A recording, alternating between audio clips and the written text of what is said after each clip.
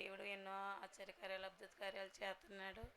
మరి పోయిన నెలలో నాకు కూడా ఒంట్లో అయితే ఇక్కడి నుంచి నరాలు లాగి ఇక్కడి ఈ ఈ మోకాలు పైకి మొత్తం ఎముక అన్నది లాగిందనమాట.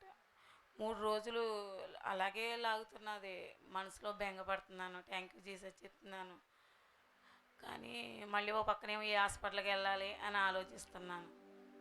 కానీ హాస్పిటల్కి వెళ్తే మళ్ళీ హాస్పిటల్ లేకుండా దేవుడా నువ్వు నన్ను స్వస్థపరుచు, నువ్వు పొందిన దెబ్బల ద్వారా స్వస్థత పొందేస్తున్నాను ప్రభు అని మరి అట్లా అనుకుంటున్నాను. అయినా సరే మరి 3 రోజులు బుధవారం నుంచి నాకు నొప్పి మొదలైంది. పోయిన నెలలోని బుధవారం, గురువారం, శుక్రవారం ఏం చేశానంటే నేను పని చేసుకుంటున్నా మిషన్ దగ్గరే. మరి ఒక 3 గంటలు అలాగన్నా నువ్వు పొందిన దెబ్బల ద్వారా నేను స్వస్థత పొందేసుకున్నాను ప్రభువా.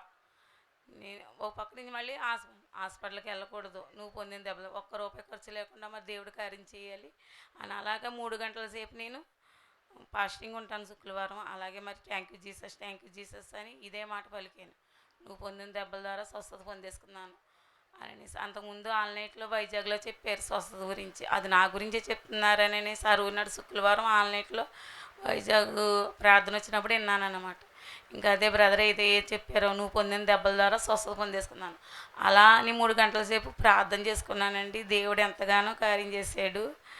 ఎందుకంటే హాస్పిటల్కి వెళ్తే ఎన్నో టెస్ట్లు మరి అసలు టెస్టులతో కాకుండా మళ్ళీ ఎన్నో డబ్బులు అయిపోతాయి అసలు. దేవుడు మరి ₹1 లేకుండా దేవుడు ఎంతో కార్యం చేశాడు. ఒక మాట అనుకుని ఆ పుస్తకం చదువుకుని మరి దేవుడు ఎన్నో అద్భుతాలు చేస్తున్నాడో దేవుడు. అలాగే మరి మా ఇంట్లో కూడా ప్రతి ఒక్క సమస్యని దేవుడు తీసేస్తూ ఉంటున్నాడు. ఏ నెల సమస్య అనుకుంటాను, సమస్య అంతా ఎలా వచ్చి వెళ్ళిపోతుందో నాకు తెలుతులేదు. దేవుళ్ళు అందుకే ఇంత ఆనందం, ఇంత సంతోషం. మరి ఏమిచ్చినా ఆయనకి మనం రుణం తీర్చలేము. ఎంతగా మోకాలు వేసినా ఆయన రుణం తీర్చలేము. దేవుడికి చాలా వందనాలు.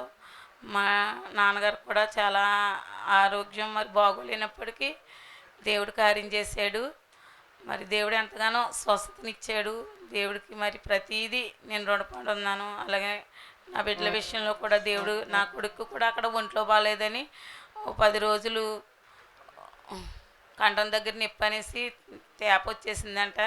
అయితే చెప్పాడు. అయితే నేను ఆ రోజు ఫోన్ చేసి నేను ప్రార్థన చేస్తానని చెప్పాను. ఆడు అసలు ప్రార్థన అవి చేయించుకోడు. అయితే నేను ప్రార్థన చేస్తానంటే సరే చెయ్యానన్నాడు. మరి నేను ప్రార్థన చేశాను. మరి దేవుడు నిజంగా స్వస్థతనిచ్చాడు. దేవుడికి చాలా వందనాలు, చాలా చాలా థ్యాంక్స్. ఈ చిన్న సాక్ష్యం దేవుడు దీవించును గాక. Thank you Jesus, thank you.